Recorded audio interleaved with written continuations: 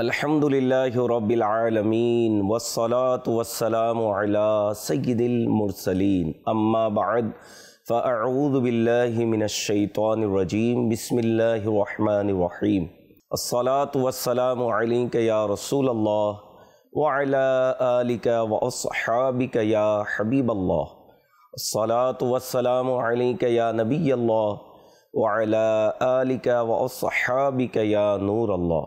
মাদানী চ্যানেলের দর্শকবৃন্দ, অনুষ্ঠান পবিত্র জীবন এই অনুষ্ঠান নিয়ে আপনাদের মাঝে উপস্থিত হয়েছি। আসুন ভালো ভালো নিয়ত সহকারে আমরা দেখার প্রস্তুতি নিই। নবী পাক সাল্লাল্লাহু তাআলা আলাইহি ওয়াসাল্লাম এর প্রতি দুরূদ পড়ার অসংখ্য ফজিলত এবং বরকত রয়েছে। নবী পাক সাল্লাল্লাহু তাআলা আলাইহি ওয়াসাল্লাম ইরশাদ করেন, জিবরাইল আলাইহিস সালাম আমাকে আরজ করলো যে আল্লাহ তাআলা ইরশাদ করেন, হে মুহাম্মদ সাল্লাল্লাহু আলাইহি ওয়াসাল্লাম, আপনি কি এই কথার উপর সন্তুষ্ট নন যে আপনার উম্মত আপনার উপর একবার সালাম প্রেরণ করবে আর আমি তার উপর 10 বার সালাম প্রেরণ তথা শান্তি বর্ষণ করব। সাল্লু আলাল হাবিব সাল্লাল্লাহু তাআলা আলা মুহাম্মদ সাল্লাল্লাহু আলাইহি ওয়াসাল্লাম। আল্লাহ তাবারাক ওয়া তাআলা তার হাবিব সাল্লাল্লাহু তাআলা আলাইহি ওয়াসাল্লাম এর উম্মতের প্রতি কত দয়াবান, কত মেহেরবান।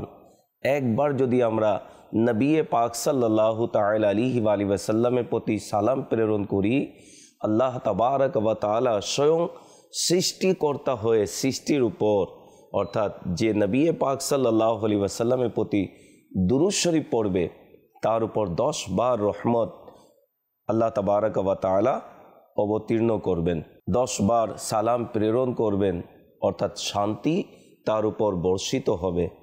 তাই আমাদের উচিত নবী পাক সাল্লাল্লাহু তাআলা আলাইহি ওয়াসাল্লামের প্রতি অধিক থেকে অধিক দুরূদে পাক পাঠ করা। আসুন বরকতের জন্য আমরা দুরূদে পাক পড়ি।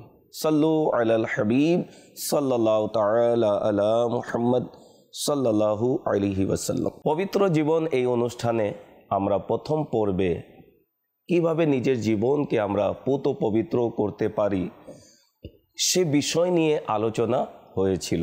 পবিত্র জীবনের জন্য কিছু বিষয় এমন রয়েছে যে সকল বিষয়কে পরিশুদ্ধ রাখা, পবিত্র রাখা অত্যন্ত জরুরি, তাহলে আমাদের জীবন হবে পবিত্র। পবিত্র জীবনের জন্য বিশুদ্ধ চিন্তাধারা অত্যন্ত জরুরি। জি হ্যাঁ, পবিত্র জীবনের জন্য চিন্তাধারাকে পরিশুদ্ধ করতে হবে। যদি আমাদের চিন্তাধারা পরিশুদ্ধ না হয় তাহলে আমরা নিজের জীবনকে পবিত্র করতে পারবো না। বিশুদ্ধ চিন্তাধারা হৃদয়কে পবিত্র করে, বিশুদ্ধ চিন্তাধারা হৃদয়কে পবিত্র করে, আর মন্দ চিন্তাধারা অন্তর কলুষিত করে।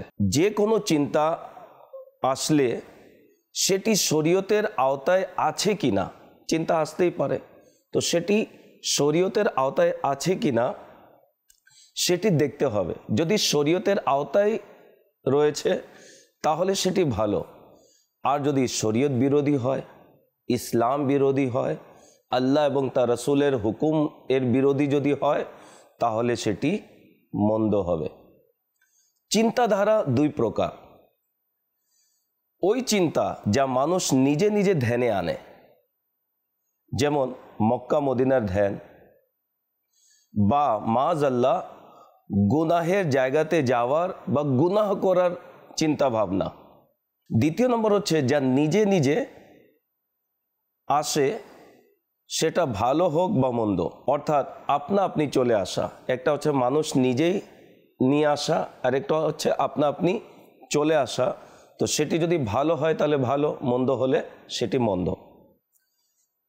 প্রথমটা মানুষের আওতায়, এতে সহজ পদ্ধতি এটাই যে ভালো চিন্তা করা, যেটি মানুষের আওতায় রয়েছে, তো তার জন্য ভালো হচ্ছে ভালো দিকেই চিন্তা ভাবনা রাখা। আর দ্বিতীয় চিন্তাধারা যা নিজেই চলে আসে, তার সমাধান এটাই যে নিজেই ভালো চিন্তা করতে শুরু করে দেন বা আল্লাহর দিকে মনোনিবেশ করে নিন। এটি দেখবেন অনেকের দেখা যায় বসে রয়েছে, তার চিন্তাধারা বিভিন্ন জায়গায় খেলতে থাকে, পরিশেষে দেখা যায় যে সে গুনাহের দিকে আবদ্ধ হয়, বিভিন্ন খারাপ বিষয় নিয়ে চিন্তা ভাবনা করে। তো এরকম যদি হয়, যেটি মানুষের আওতায় রয়েছে, তাহলে সেটি তো পরিবর্তন করতে হবে, তাকে ভালো দিকেই থাকতে হবে। আর যদি তার চিন্তাধারার মধ্যে সকল বিষয় চলে আসছে, নিজে নিয়ে আসেনি কিন্তু চলে আসছে, তাহলে বলা হয় সেটি যেন ভালোর দিকেই কনভার্ট যেন করে, প্রত্যাবর্তন করে এবং আল্লাহ তাবারক ওয়া তাআলার দিকে যেন মনোনিবেশ থাকে। যেমন অনেক সময় যখন আমরা নামাজে দাঁড়িয়ে যাই, নামাজে দাঁড়িয়ে যাওয়ার পর দেখা যায় বিভিন্ন চিন্তাধারা আমাদের মধ্যে ঘুরপাক খায়। তো সেই সময়ও বলা হয়েছে যে একজন মুমিন নামাজি সে সব সময় যেন আল্লাহ তাবারক ওয়া তাআলার দিকে যেন মনোনিবেশ থাকে। কেন? ধারণা বা চিন্তাধারা এটি আসে, নামাজের মধ্যে নিয়ে আসা নিষেধ, কিন্তু যদি চলে আসে এদিক সেদিকের খেয়াল, তাহলে আল্লাহ তাবারক ওয়া তাআলার দিকে তাকে প্রত্যাবর্তন করতে হবে, মনোনিবেশ করতে হবে। তো বলা হয়েছে যে আল্লাহর দিকে মনোনিবেশ করে নিন, এর দ্বারা মন্দ চিন্তাধারা, খারাপ চিন্তাধারা নিজেই চলে যাবে। আপনার আমার খেয়াল আসলো, কোনো খারাপ ধারণা আসলো, আল্লাহ তাবারক ওয়া তাআলার দিকে যদি মনোনিবেশ হই, তাহলে এটি আমাদেরকে বাঁচিয়ে নিবে এবং আমরা খারাপ চিন্তাধারা থেকে বিরত থাকব। যখনই এরকম কোনো ধারণা আমাদের মস্তিষ্কে বসে যায়, তখনই আমরা আল্লাহ তাবারক ওয়া তাআলার দিকে, তার হাবিব সাল্লাল্লাহু আলাইহি ওয়াসাল্লামের দিকে বা কবর, আখেরাত, পরকাল, এই সকল বিষয় যদি নিয়ে আসি, তাহলে খারাপ চিন্তাধারা দূরীভূত হবে। কারণ কি? কারণ হচ্ছে মানুষের মস্তিষ্কে এক সময়ে একটি বিষয়ে চিন্তা থাকে, একসাথে 10-12টা চিন্তা হয় না, একটি যায় একটি আসে, একটি যায় একটি আসে। তাহলে আল্লাহ তাবারক ওয়া তাআলার দিকে যদি আমরা মনোযোগী হয়, তাহলে খারাপ চিন্তাধারা আমাদের থেকে দূরে সরে যাবে। দ্বিতীয় হচ্ছে জিক্রে ইলাহিতে লেগে যান। আল্লাহ তাবারক ওয়া তাআলার স্মরণে, আল্লাহ তাবারক ওয়া তাআলার জিকিরে, কোরআনুল করিমের তিলাওয়াতে, ইবাদতে, রিয়াজতে, অর্থাৎ আল্লাহ তাবারক ওয়া তাআলার জিকিরে যদি মগ্ন হয়ে যায়, তাহলে বান্দা ওই খারাপ চিন্তাধারা থেকে বিরত থাকে। যেমনটি কোরআনুল করিম আল্লাহ তাবারক ওয়া তাআলা ইরশাদ করেছেন সূরা আরাফ আয়াত নম্বর 201-এর মধ্যে, ইন্নাল্লাযীনা তাকাউ ইযা মাসসাহুম তাইফুম মিনাশ শাইতানি তাযাক্কারু ফাইযা হুম মুবসিরুন। কানজুল ঈমানের অনুবাদ। নিশ্চয়ই ওইসব লোক যারা তাকওয়ার অধিকারী হয়, যখনই তাদেরকে শয়তানি খেয়ালের ছোঁয়া স্পর্শ করে, তখন তারা সাবধান হয়ে যায়, তৎক্ষণাৎ তাদের চোখ খুলে যায়। যখনই শয়তানের ধোকায় পড়ে বা শয়তান কোনো কুমন্ত্রণা, ওয়াসওয়াসা হৃদয়ের মধ্যে ঢেলে দেয়, তাহলে এখানে তাকওয়া যার মাঝে রয়েছে, যিনি মুত্তাকি, যার অন্তরে আল্লাহর ভয় রয়েছে, তারা তাৎক্ষণিক ওই শয়তানের ছোঁয়ার বুঝতেও পারে এবং নিজেকে সে বিষয় থেকে বাঁচিয়ে আল্লাহ তাবারক ওয়া তাআলার দিকে মনোনিবেশ হয় এবং তাদের অন্তরের মধ্যে আল্লাহ তাবারক ওয়া তাআলার ভয় সঞ্চার হয়ে যায়। এই আয়াতের প্রেক্ষিতে তাফসির খাজানুল ইরফানের মধ্যে ইবনে আসাকিরের বর্ণনায় একটি ঘটনা লেখা হয়েছে, যা আমাদের জন্য অত্যন্ত শিক্ষণীয় রয়েছে। ঘটনাটি হচ্ছে আমিরুল মুমিনিন সৈয়দনা ফারুক আজম রাদিয়াল্লাহু তাআলা আনহু এর যুগে এক যুবক, অতি মুত্তাকি, অতি পরহেজগার। সে এত মুত্তাকি পরহেজগার ছিল যে ফারুক আজম রাদিয়াল্লাহু তাআলা আনহু তার ইবাদত দেখে ঈর্ষা করতেন, তার মুখে তার প্রশংসা থাকতো। অথচ ফারুক আজম রাদিয়াল্লাহু তাআলা আনহু, যিনি ইসলামের দ্বিতীয় খলিফা, তার ইবাদতের ব্যাপারে, নেকির ব্যাপারে নবী পাক সাল্লাল্লাহু আলাইহি ওয়াসাল্লাম ইরশাদ করেছেন, আকাশে যত নক্ষত্র ফারুক আজমের তত নেকি রয়েছে। আর সেই ফারুক আজম রাদিয়াল্লাহু তাআলা আনহু ওই যুবকের ইবাদত দেখে তিনি ঈর্ষান্বিত হতেন। তো সে যুবকের ঘটনায় এসেছে, সে যুবক এশার নামাজ আদায় করার পর নিজের বাবার খেদমতে নিয়োজিত থাকতো, বাবার খেদমত করত। তো সে মসজিদে, নিজের ঘর থেকে মসজিদে আসা যাওয়া কালে এক মহিলা তাকে ডাক দিত এবং তাকে টিটকারি মারত। সে দৃষ্টি নিচে করে মসজিদের দিকে গমন করত, আবার দৃষ্টি নিচে করে নিজের বাসা দিকে ফিরে আসতো। একদিন সে ওই মহিলার ডাকে সাড়া দিয়ে তার দিকে ধাবিত হলো। যে মাত্র সে মহিলার ঘরের দরজায় পৌঁছল, তখন এই আয়াতে করিমা, যা সূরা আরাফ এর 201 নম্বর আয়াতে আল্লাহ তাআলা ইরশাদ করেছেন, ইন্নাল্লাযীনা তাকাউ ইযা মাসসাহুম তাইফুম মিনাশ শাইতানি তাযাক্কারু ফাইযা হুম মুবসিরুন। নিশ্চয়ই ওইসব লোক যারা তাকওয়ার অধিকারী হয়, যখনই তাদেরকে শয়তানি খেয়ালের ছোঁয়া স্পর্শ করে তখন তারা সাবধান হয়ে যায়, তৎক্ষণাৎ তাদের চোখ খুলে যায়। এই আয়াতে করিমা তার স্মরণে আসার সাথে সাথে একটি চিৎকার দিয়ে সে অজ্ঞান হয়ে মাটিতে পড়ে গেল। অজ্ঞান অবস্থায় যখন সময় অতিবাহিত হলো, তার বাবা দেখলেন আমার ছেলে, আমার সন্তান এশার নামাজের পর, নামাজ আদায় করার পর আমার খেদমতে আসে, কিন্তু এতই সময় অতিবাহিত হওয়ার পরেও আসেনি। তার বাবা খোঁজ করার জন্য যখন বের হলেন, তখন সে মহিলা দরজায় নিজের সন্তানকে অজ্ঞান অবস্থায় তিনি পেলেন। তিনি নিজের বাসা নিজের ওই যুবক সন্তানকে উঠিয়ে নিয়ে গেলেন। নিয়ে যাওয়ার পর যখন সন্তানের হুঁশ ফিরে আসলো, তখন বাবা জিজ্ঞাসা করলেন, বাবা তুমি অজ্ঞান হয়েছ, এর কারণ কি? তখন সে যুবক নিজের বাবার কাছে সম্পূর্ণ ঘটনা খুলে বলল। আর ওই ঘটনা বলতে গিয়ে আবার এই আয়াতে করিমা যখন তার স্মরণে পড়ল, আবার আল্লাহ তাবারক ওয়া তাআলার ভয় তার অন্তরে সঞ্চার হলো এবং একটি জোরদার চিৎকার দিল। দেওয়ার সাথে সাথে তার শরীর থেকে রূহ বের হয়ে গেল। এখানে একটু চিন্তা করুন, একজন লোক অজ্ঞান হয়ে যায়, কোন অবস্থায় তার আল্লাহ তাবারক ওয়া তাআলার ভয় থাকলে এই বিষয়টি হয়ে থাকে।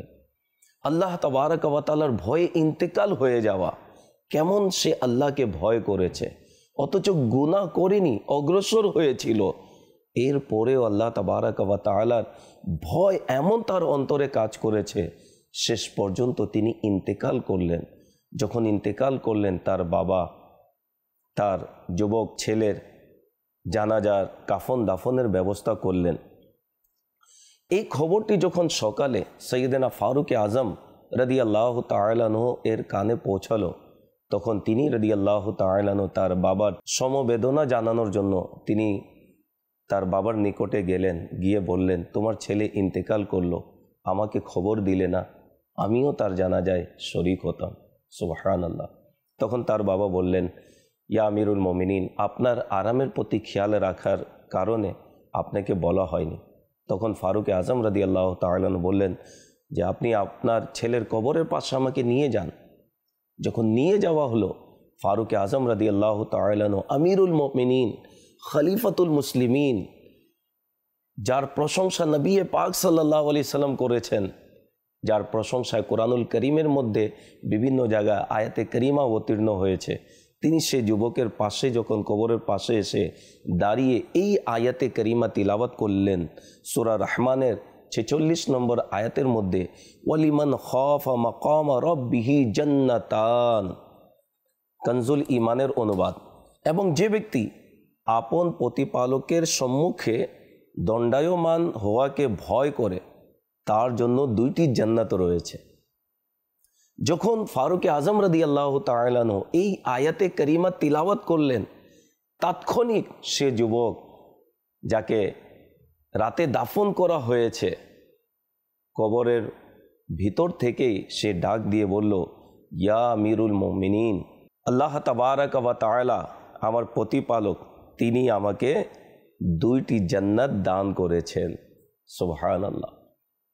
এর দ্বারা বোঝা যায় যে মৃত ব্যক্তি জীবিত ব্যক্তিদের আওয়াজও শুনতে পায়, তাদের আওয়াজের জবাবও দেয়, কিন্তু সাধারণ লোক আমরা শুনতে পাই না। তবে ফারুক আজম রাদিয়াল্লাহু তাআলা আনহু এর কারামত ছিল, তিনি মুর্দার সাথে কথাও বলেছেন এবং তার কথাও শুনেছেন। তো আল্লাহ তাবারাক ওয়া তাআলার দরবারে দোয়া করা উচিত যে মাওলা তোমার ভয় ভীতি দান করো। মানুষের অন্তরে যখন আল্লাহর ভয় হবে না, তো নিজের চিন্তাধারাকে পরিশুদ্ধ রাখবে, পবিত্র রাখবে, খেয়াল ধ্যান ধারণা সব কিছু তার পবিত্র থাকবে, তার মেন্টালিটি সব কিছু পবিত্র থাকবে। চিন্তাধারার পরিশুদ্ধতা অতি জরুরি, জি অতি জরুরি। অন্যথায় মানুষকে গুনাহের ধ্বংসলীলায় পতিত করে, মানুষ গুনার মধ্যে পড়ে যায় খারাপ মন্দ চিন্তাধারার কারণে। উদাহরণস্বরূপ, কোনো কোনো ব্যক্তির ব্যাপারে যদি খারাপ মন্তব্য করে, খারাপ ধারণা যদি রাখে, এটি গুনাহের কাজ, যাকে কুধারণা বলা হয়। কোনো ব্যক্তির ব্যাপারে সে খারাপ কোনো কিছু চিন্তাধারায় নিয়ে আসলো, এটি গুনাহের কাজ, এবং এই কাজটি মানুষকে ধ্বংসের দিকে নিয়ে যায়, সে বুঝতেও পারে না। এমনিভাবে স্বামী স্ত্রীর ব্যাপারে, স্ত্রী স্বামীর ব্যাপারে যদি খারাপ চিন্তা রাখে, তাহলে দেখা যায় সংসার ভেঙে যায়। একটি পরিবারের মধ্যে যদি এই সকল মেন্টালিটির লোক যদি হয়, তাহলে সেই পরিবারের মধ্যে বিচ্ছেদ ঘটে যায়, পরস্পরের মধ্যে ঝগড়া বিবাদ লেগে যায়। সমাজের মধ্যে যদি এরকম লোক যদি থাকে, তাহলে সমাজ নষ্ট হয়ে যায়। অর্থাৎ এই বিষয়টি অতি জরুরি যে আমাদের চিন্তাধারা যেন পবিত্র থাকে। যখন কেউ কারো ব্যাপারে খারাপ অর্থাৎ কুধারণা রাখে, তো এই কুধারণা রাখা এটি হচ্ছে হারাম, গুনাহের কাজ। যেমন আল্লাহ তাবারাক ওয়া তাআলা কুরআনুল কারীমে পারা 26 সূরা হুজুরাতের 12 নম্বর আয়াতে আল্লাহ তাআলা ইরশাদ করেন, কনজুল ইমানের অনুবাদ, হে ইমানদারগণ, তোমরা বহুবিধ অনুমান থেকে বিরত থাকো। নিশ্চয়ই কোনো কোনো অনুমান পাপ হয়ে যায়। মানুষ চিন্তা করে কিছু, হয় কিছু, আর মূল বিষয়টি না জানার কারণে দেখা যায় নিজের মধ্যেই এমন এমন বিষয় আরেকজনের ব্যাপারে নিয়ে আসে, যা তার আমলনামায় গুনাহ আর গুনাহ লিখাতেই থাকে। এই আয়াতের মোবারকার মধ্যে কিছু ধারণা গুনাহ হওয়ার কারণ বর্ণনা করতে গিয়ে ইমাম ফখরুদ্দিন রাজি রহমতুল্লাহ তাআলা লেখেন, কেননা কিছু ব্যক্তির কাজ অনেক সময় দেখতে মন্দ মনে হয়, কিন্তু প্রকৃতপক্ষে এমনটি নয়। সম্ভবত সম্পাদনকারী ভুল করছে বা প্রত্যক্ষকারী স্বয়ং ভুলের মধ্যে রয়েছে। আমার চোখ দেখেছে বিদায় সেটি সত্য, এটি জরুরি নয়। হয়তোবা আমার চোখ ভুলও দেখতে পারে, বা যিনি করছেন তিনি ভুলের কারণে করতে পারেন, জেনে বুঝে করছেন না। তো বিদায় কারো ব্যাপারে কিছু যদি আপনার চিন্তাধারা যদি ভালো থাকে, তাহলে আপনি ভালো, খারাপ চিন্তাধারা যদি থাকে তাহলে আপনি নিজেকে খারাপ মনে করেন, এটাই কিতাবে বর্ণিত রয়েছে। মানুষের ব্যাপারে ভালো ধারণা কত বরকতময়, কল্যাণকর, এই ঘটনা থেকে শুনি। এবং কারো ব্যাপারে খারাপ মন্তব্য রাখা, খারাপ চিন্তাধারা রাখা কত ভয়ঙ্কর, এই ঘটনাতে আমরা বুঝতে পারবো। বনি ইসরায়েলের এক ব্যক্তি অনেক বড় গুনাহগার ছিল। একবার অনেক বড় ইবাদত পরায়ণের পাশ দিয়ে অতিক্রম করে যাচ্ছিল, যার উপর মেঘের ছায়া ছিল। ওই গুনাহগার ব্যক্তি মনে মনে চিন্তা করল, আমি বনি ইসরায়েলের সর্বশ্রেষ্ঠ গুনাহগার, আর ইনি অনেক বড় ইবাদত পরায়ণ লোক। যদি আমি তার পাশে বসি, তবে আশা করা যায় যে আল্লাহ তাআলা আমার উপর দয়া করবেন। এটা চিন্তা করে তিনি ওই আবিদের পাশে বসে গেলেন। আবিদ তার বসাটা পছন্দ করলো না। সে মনে মনে ভাবলো, কোথায় আমি একজন ইবাদত পরায়ণ, আর কোথায় এই নিম্ন পর্যায়ের গুনাহগার, নাউজুবিল্লাহ। সে আমার পাশে কিভাবে বসতে পারে? অতঃপর সে খুবই হীনমন্যতার সাথে ওই ব্যক্তিকে উদ্দেশ্য করে বলল, এখান থেকে উঠে যাও। ওই মুহূর্তে আল্লাহ তাবারাক ওয়া তাআলা সে সময়ের নবীর উপর ওহী পাঠালেন যে, ওই দুইজনকে বলে দাও তারা যেন তাদের আমল নতুন করে শুরু করে। আমি ওই গুনাহগারকে সুধারণার ফলে ক্ষমা করে দিয়েছি, আর ইবাদত পরায়ণ ব্যক্তিকে অহংকারের কারণে তার আমল নষ্ট করে দিলাম। অনেক সময় মানুষকে আমরা তুচ্ছ ভাবি, খারাপ মন্তব্য করি, খারাপ ভাবি এবং খারাপ চিন্তাধারা নিয়ে আমরা বসে থাকি। এটি কত কঠিন একটি বিষয় যে মুত্তাকি পরহেজগার থাকার পরেও আমল বিনষ্ট হয়ে যাওয়ার আশঙ্কা রয়েছে। হাদিস শরীফের মধ্যে বলা হয়েছে, ইন্না হুসনা ওয়ান্নি মিনাল ইমান, নিশ্চয়ই ভালো ধারণা রাখা ইমানের অংশ। ভালো ধারণা রাখা ইমানের অংশ। রসুল আকরাম নূরে মুজাসসাম সাল্লাল্লাহু তাআলা আলাইহি ওয়াসাল্লাম কাবাকে উদ্দেশ্য করে ইরশাদ করেন, তুমিও তোমার সৌন্দর্য কতই না উত্তম, তুমি কতই সম্মানিত এবং তোমার সম্মান কতই সুউচ্চ। ওই সত্তার শপথ যার কুদরতি হাতে আমার অর্থাৎ মুহাম্মদ সাল্লাল্লাহু আলাইহি ওয়াসাল্লামের প্রাণ, আল্লাহ তাআলার কাছে মুমিনের জান মাল এবং তার ভালো ধারণা রাখার সম্মান তোমার সম্মানের চেয়েও বেশি। কোনো মুসলমানের সম্মান রক্ষা করা কাবার সম্মানের চেয়েও বেশি। নবী পাক সাল্লাল্লাহু আলাইহি ওয়াসাল্লাম ইরশাদ করেন, হুসনুল যন্নি মিন হুসনিল ইবাদাহ, অর্থাৎ সুধারণা একটি উত্তম ইবাদত। কারো জন্য ভালো ধারণা রাখা, সুধারণা রাখা এটি উত্তম ইবাদত বলা হয়েছে। পক্ষান্তরে কুধারণা রাখা মানুষকে গুনার দিকে নিয়ে যা হারামও রয়েছে। এবং এই বিষয়টি বলা হয় তাফসীর সিরাতুল জিনানের মধ্যে রয়েছে, কোনো ব্যক্তি যদি কারো ব্যাপারে খারাপ ধারণা রাখে আর এই ধারণার মধ্যে তার অন্তর ঘুরপাক খেতেই থাকে, তাহলে প্যারালাইসিস হয়ে যাওয়ার আশঙ্কা রয়েছে।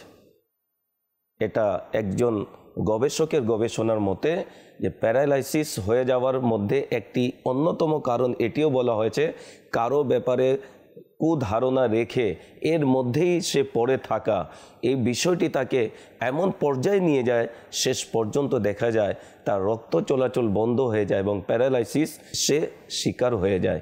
তো এই জন্য আমরা যারা এই অনুষ্ঠান দেখছি, নিজের চিন্তাধারাকে পরিশুদ্ধ করুন এবং আল্লাহ তাবারাক ওয়া তাআলার দরবারেও দোয়া করুন, মাওলা আমার ধ্যান ধারণা চিন্তাধারা যেন পরিশুদ্ধ থাকে, পবিত্র থাকে।